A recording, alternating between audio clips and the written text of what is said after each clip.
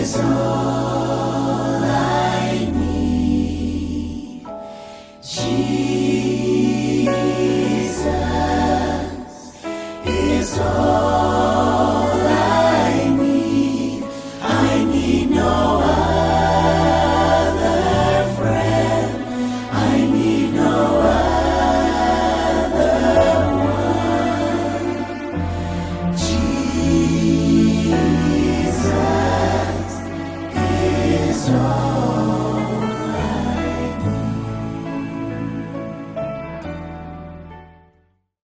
fifaliana ho andray no miaraka amintsika amin'izao andro fahaenina ny rahan'ny shepherdess nandritra ity herinandro ity izao.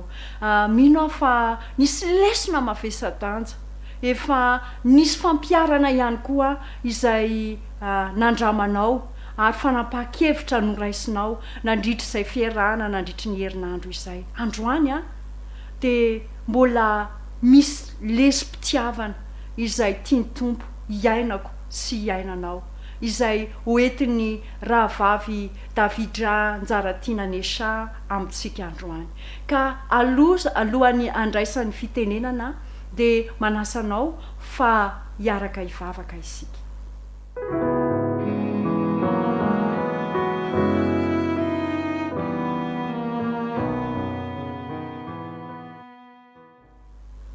Andriamanitra fitiavanao, nasehonao tamin'ity herinandro ity fa ianao dia Andriamanitra tia mizara, Andriamanitra miaha amin'ny fomba manokana, Andriamanitra tsy manary amin'ny toe-javatra sarotra.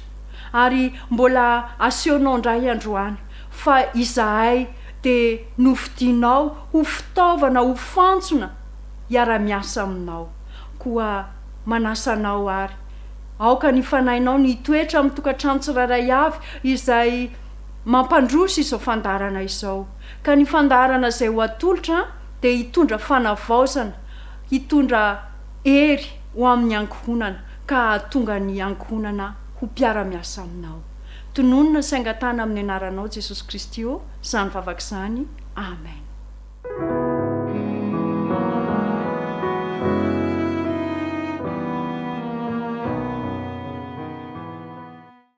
Ohabolana toko 412. Ny vehivavy endry dia samy manao ny tranony, fa ny adala kosa mandrava ny tranony amin'ny tanany. Reny fantsipitahiana. Fifaliana ho ahy ny miarahaba antsika rehetra izay manaraka izao fandarana izao. Mirary koa raha mirary ny atonga izao fotoana iarahantsika izao ho fotoana manokana, tsy anam-paharoa satria iaona amin'ny Jesosy Tompo isika amin'ny alalan'ny teniny. Reny fantsipitahiana. Izany no hevitra izay iarahantsika amin'ity androany ity. Ohabolana toko 412 ny vehivavy endry dia samy manao ny tranony, fa ny adala kosa mandrava ny tranony amin'ny tanany. Hevitra roa mifanohitra no hita eto.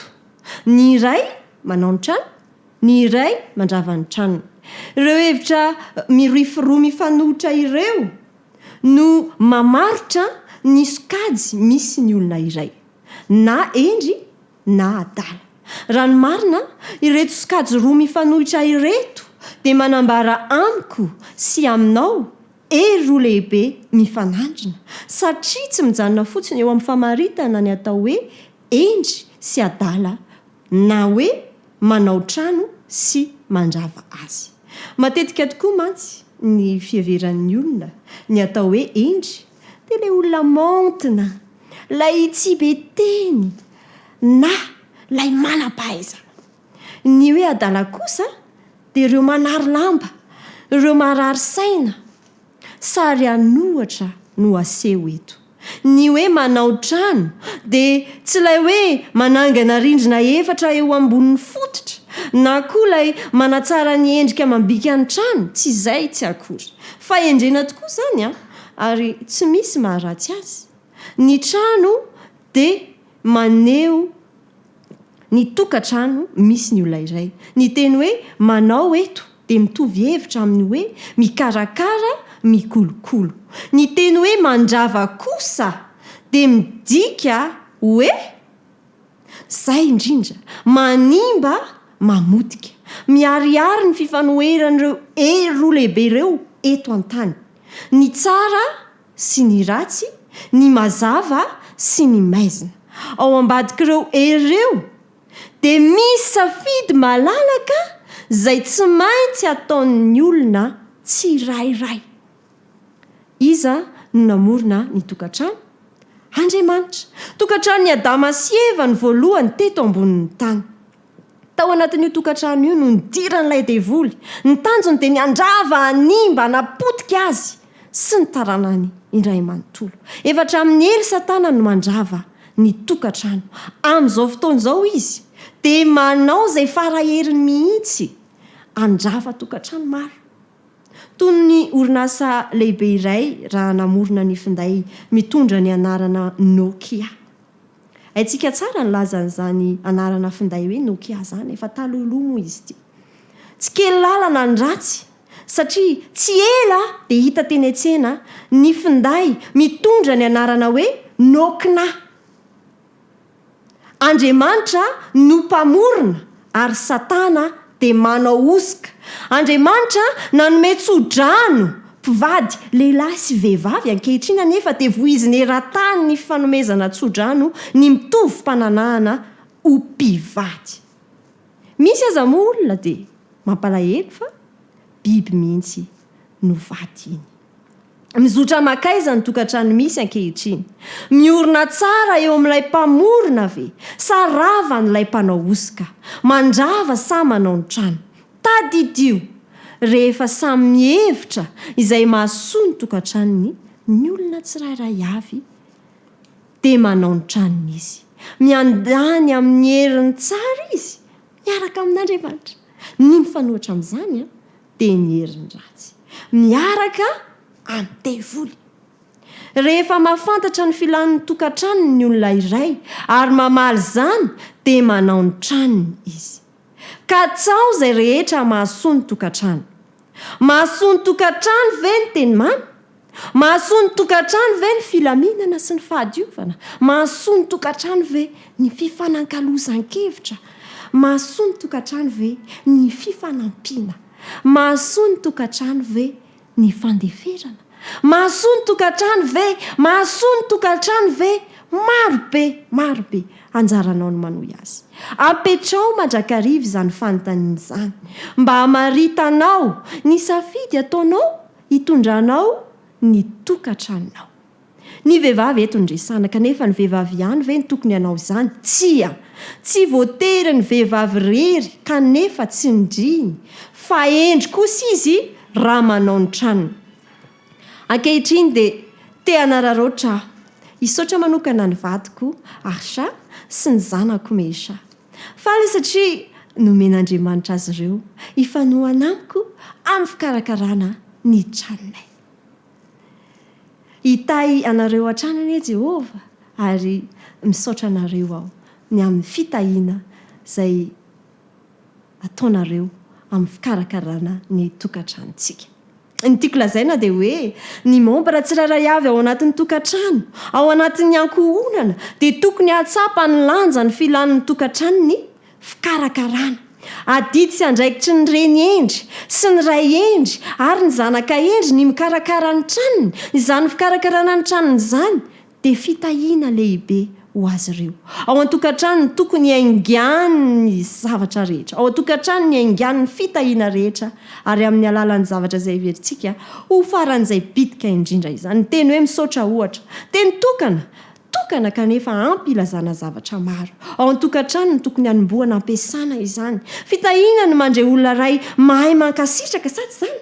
misaotra anao aho fa tia ahy ianao tsy voatery hoe rehefa mandray zavatra avy amin'ny olona vao tokony hisaotra misaotra anao aho miaino ahy ohatra dia efa afaka hanaovana n'izany teny misaotra izany misaotra anao manaja ahy misaotra anao tia ahy misaotra anao manaja ny safidiko tolory ny fikarakarana rehetra ilainy ny tokantranonao dia ho hitanao fa hitondra fitahiana sesehana izany fikarakarana ara-panahy fikarakarana ara-materialy fikarakarana ara-batana fikarakarana ara-petsepo fikarakarana amin'ny lafiny rehetra reny fantsipitahiana ray fantsipitahiana ary zanaka fantsipitahiana izany ny faniriako ho an'ny tokantranoko ho an'ny tokantranonao ho an'ny tokantrantsika rehetra amin'ity androany ity reny mpianankiviana iray ao amin'ny baiboly no nametraka lova ho antsika amin'ny mahafantsipitahiana azy ilay vehivavy natsony ny mpaminany elisa hoe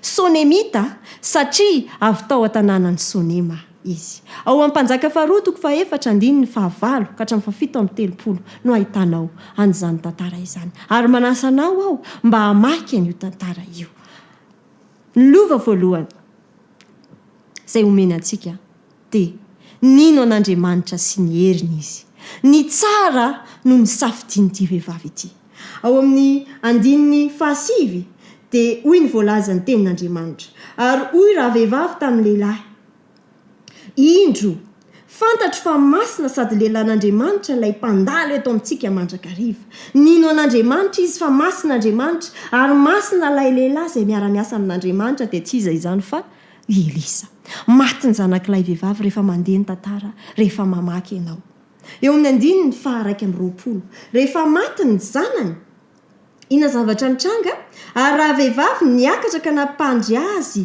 teo amin'ny fandrinan'ilay lehilahin'Andriamanitra ka narindriny ny trano ka nivoaka izy azo antoka fa nanana ny efitranony ity zazalahy ity tsy netiny tany amin'ny efitranon'ilay zazalahy fa taiza tao amin'ny efitranon'ilay lehilahin'Andriamanitra netiny niakatra tao amin'ny fandrinan'ilay lehilahin'Andriamanitra ilay zaza ary ny andiny ny fahatelopolo dia milaza amintsika ary hoy ny reniny zazalahy raha velona koa Jehova raha velona koa ny ianao dia tsy hiala aminao mihitsy aho ary ilay lalàn'Andriamanitra nitsangana ka nanaraka azy azoko antoka fa lehibe ny finoany'ity vehivavy ity nino an'Andriamanitra sy ny heriny izy ary zavatra mahafinaritra amin'ity vehivavy ity ny zavatsarotra ny fahafatesana ny fahoriana vao maika nampiorina mafy izany finoany tsy azo nosongosonina izany amin'ny andiny faefatra amin'ny roapolo sy fadimy amin'ny roapolo ary raha vehivavy dia nanisy lasely ny boriky vaviny ka hoy izy tamin'ny zatoviny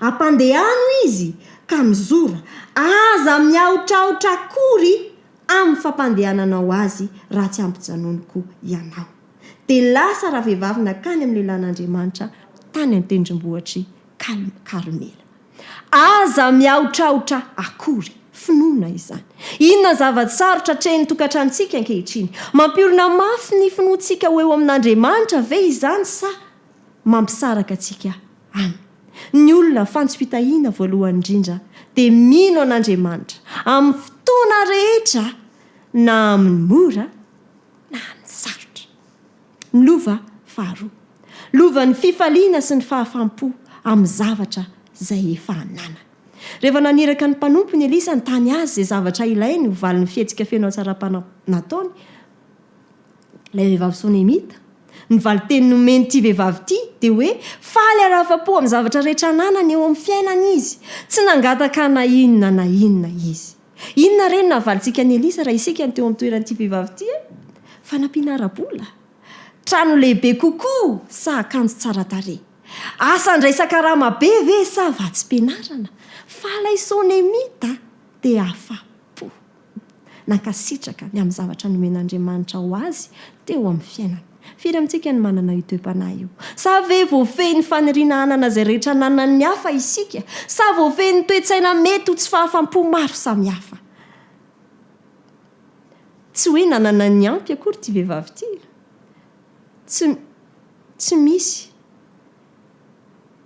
ny ampy misy ny zavatra izay tsy nananjanaka izy kanefa nanan-karena satria feno fankasitrahana ary io arena io no ny feno fananana ampo azy izay nomen'Andriamanitra azy teo amin'ny fiainana ampo azy Koritiana faharoa toko faharoa ambin'ny folo andiny fasivy tapany voalohany nefa hoy izy tamiko Andriamanitra nefa hoy Andriamanitra tamiko ampo anao ny fahasoavako ampy ho ahy ho ilay vehivavy misy fomba fiteny iray manao hoe ny arena dia tsy ny manana izay rehetra tadiavina fa ny fifaliana amin'izay rehetra anana raha tsy faly amin'ny zavatra izay efa hananantsika isika dia tsy ho faly amin'ny zavatra vaovao izay ho azontsika. Raha tsy faly amin'ny zavatra izay efa hananantsika isika dia tsy ho faly amin'ny zavatra izay vaovao ho azontsika. Andriamanitra dia tsy afaka mitahy antsika mihoatra noho izay tokony ho zakantsika. Afa-po ve isika amin'ny zavatra izay hananantsika, izay omen'Andriamanitra antsika eo amin'ny fiainantsika. Misy tranga maromaro izay entiko eto amintsika ity, izay matetika mety fahita eny amin'ny fiainan'ny fiarahamonina eny.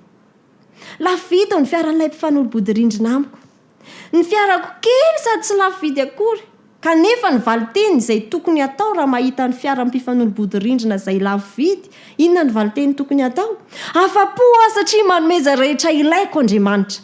Afaka mampiasa ny fitahiana ao amin'ny fiarako kely aho mba hitahiko ny hafa izay mila fitanterana. Mividy trano lehibe bebe kokoa, misy dobo filomanosana ny namako na hoe misy piscine ny namako. Tsy tsiriritra aho satria nanomeza rehetra ilaiko Andriamanitra. Azoko atao ny mampiasa ny fitahiana ao amin'ny trano kely mba hitahiko ny hafa izay mila fandraisana sy fialofana. Ny fotoana ananantsika dia fohy, ny fotoana ananako dia fohy, tsy fantatro ny ho avy. Ny ankehitriny no azoko ampiasaina. Ary arotiko ny fotoana kely ananako izarako fitahiana, ny fitahiana izay azoko avy amin'Andriamanitra. Tsarovy fa azontsika atao ny mampiasa izay rehetra ananantsika ho fitahiana ho an'ny fianakaviantsika, ho fitahiana ho an'ny fiangonantsika sy ny firenentsika. Ankehitriny dia efindra eo amin'ny lova fahatelo isika. Lova fahatelo, vonona ny hanolotra izy ary tsy nila tambiny. Ty vehivavy ty dia vonona ny hanolotra ary tsy nila tambiny akory. Ny fitahiana teo am-pelantanany no nizaraina ary tsy mba niandry izay ho valiny izany izy. Nanana toe-panahy feno fanompona, tsy misy fitiavan-tena ity vehivavy ity.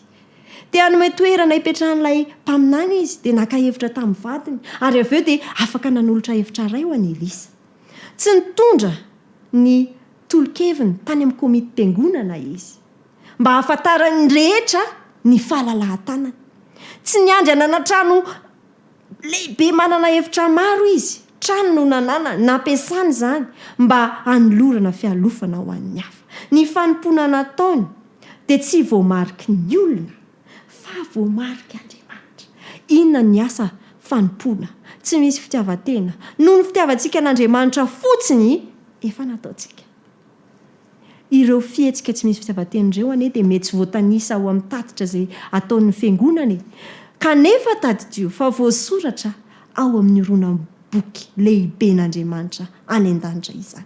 Misy mpanoratra kristiana anankiray milaza, Ellen White, ao amin'ny boky anankiray izay nisoratany manao hoe Elisa dia tonga matetika tao amin'io trano io. Hitan'Andriamanitra ny hatsara-panahin'ilay vehivavy. Tsy nananjanaka izy ary izao dia nomeny ny tombo zazalahy izy ho valim-pitiny noho ny fahaizany mandray olona. Hitan'Andriamanitra ny zavatra rehetra. Hitan'Andriamanitra ny zavatra izay ataontsika ary tsy voatery ho hitan'ny olona izany fa hitan'Andriamanitra. Lova fahaefatra, fifandraisana mamy. Feno fitahiana ihany koa ty vehivavy ty teo amin'ny fifandraisana, teo amin'ny manodidina azy. Ary ny mahafinaritra, fifandraisana tsara tao an-trano aloha vao tany ivelany. Naneho fanajana ny vadiny izy araka ny voalaza, voarakitra ato amin'ny tantara. Nanontany ny vadiny izy. Naka-hevitra aloha vao nanapa-kevitra. Nanandanja loatra taminy fifandraisany amin'ny ankohonany. Tsy maika izy ny ho tsara fifandraisana amin'ny manodidina azy fa nataony lohalaharana ny fifandraisana tao an-tokantranony. Mpinamana izy mivady satria mifampiaino, ny fanakalo hevitra. Ahoana ny amintsika? Namanao ve ny vadinao? Namanao ve ny zanakao? Namanao ve ny ray tampo aminao? Manao ahoana ny fifandraisana misy ao an-tokantranontsika ankehitriny? Ekena, tsy misy ny olona tonga lafatra na dia iray aza, kanefa tadidio fa tiany Jesosy ny olona rehetra. Tiany ho vonjena ny olona rehetra. Tsy voatery hitovy-hevitra mandrakariva ny ao an-trano. Kanefa zao, ny tsy fitovi-kevitra dia tsy natao ampisara-bazana akory. ny tanjon'ilay favalo dia ny andravany trano azadino zany tsarovy fa ny vadinao tsarovy fa tsy ny vadinao na ny zanakao na ny iraitapo aminao ny tokony ho fahavalinao tsy ny vadinao ny fahavalinao tsy ny zanakao ny fahavalinao tsy ny raitapo aminao ny fahavalinao tsy fahavalinao ireo fa fahavalo dia tokana ihany ny devoly tandremo ny tenin'andriamanitra milaza ho amin'ny Petera voalohany 5:25 manao hoe mahonoana tena miambena fa ny devoly fahavalinareo mandehandeha taka ny liona mierina mitady izay araba tandremo ramose fa tsy fahavalinao io madamanao io tandremo madama fa tsy ramose ny fahavalinao tandremo rankizy sy ry zanaka malala isany fa tsy rafinao ny ray aman-dreninao tsy fahavalinao ny piraitapo aminao raha toa ka matsapan'izany ianao ankehitriny dia mitandrema aza manome toerana ho an'ilay fahavalo ny devoly falazao mafy kosa hoe tiako ny ankohonako tiako izy ireo ary tsy ireo ny fahavaloko fa satana raha ara-pamehana amintsika ve ny ao anatiny sany any ivelany mamaika atsika aitsika tsara loatra aitsika tsara ny laza n'ireo tambazotra serasera maro samihafa izay misy ankehitriny Facebook ohatra matetika dia maheno an'ity filaza ity nangataka namako aky anina fantatry indre ana fantatro eny nangataka namako izy dia nekeko ary ny ao an-trano ahoana azo antoka ve fa tena mpinamana daholo ny ankohonana ray manontolo fanakaiky fifandraisana mamy ve no ao samanao ahoana mila mitandrina isika satria reny tambajotra serasera reny ene dia mampanakaiky ny lavitra kanefa tandremo fa mety mampanalavitra ihany koa izy ireny ny akaiky fifandraisana mamy ao an-trano aloha vao ny any ivelany raha ny ohatra nomen'ilay vehivavy sonemita no raisitsika ny karakarany trano ilay sonemita ary namaly izay zavatra nilain'ny hafa tamin'ny fampiasana izay rehetra nomen'Andriamanitra azy isika ihany koa dia voatay ara-tsona mba hizara fitahiana amin'ny manodidina antsika mba ho fijoroana vavolombelona ny fantsona iray dia fitaovana natao hamatsy isika dia natsoina mba ho fantsym-pitahiana mpamatsy fitahiana eo amin'ny toerana izay misy atsika eo amin'ny toerana misy atsika dia mifidy atsika Andriamanitra manavotra atsika Andriamanitra mitahy antsika izy manova atsika olom-baovao ao aminy vonona ny ho mpamatsy fitahiana ve isika mino aho fa eny no valiny izany fanontaniana izany ary mino ihany koa aho fa isika rehetra dia samy maniry no ao anatin'ny sokajiny endry lova 4 no nomen'ny vehivavy sonemita antsika lova voalohany mino an'Andriamanitra sy ny heriny ny lova faharoa afa-po ny amin'ny zavatra izay omen'Andriamanitra azy teo amin'ny fiainany lova fahatelo vonona ny izara ary tsy nila tambiny lova fahaefatra dia ny fifandraisana mamy amin'ny toerana rehetra izay nisy azy mino aho fa isika tsirairay avy dia hoendry ary ao anatin'ny sokajiny endry raha izany tokoa mantsy noho izy dia manasanao ny tompo androany hoe raiso tanana ny fikarakarana ny tokantranonao raiso tanana ny fikarakarana ny tokantranonao ary azadino tadidio fa fantsym-pitahiana ianao Jehovahandriamanitra ne hitahiry ny fanapa-kevitra ao androany ary ny fitahiny sy ny fiadanany ane ho amintsika rehetra amen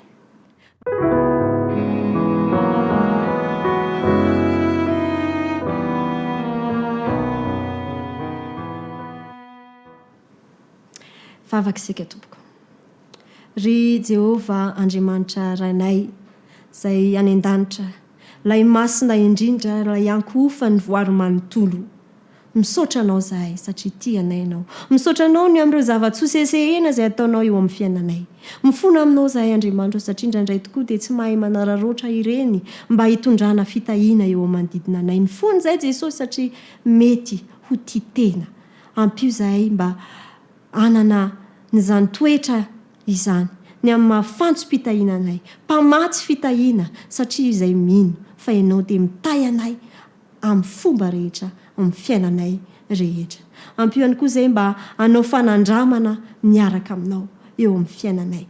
Ka naizanaiza toerana misy anay, naizanaiza aleanay, dia ho hitany olona rehetra manodidina anay fa mpamatsy fitahiana izay, fantso-pitahian'ny lanitra izahay. Mino azy Jesosy malala fa ny tokantrano tsirairay avy, ny membre ny tokantrano tsirairay avy, dia omenao ny fitahiana rehetra ilainy mba azahoany manompo anao ary manompo anao amin'ny fitiavana tokoa ane. Dia meteza mba androtsaka aminay ny fanainao masina mba hitari-dalana anay amin'ny zavatra rehetra izay tanterahanay. Ny anaran'i Jesosy, amen.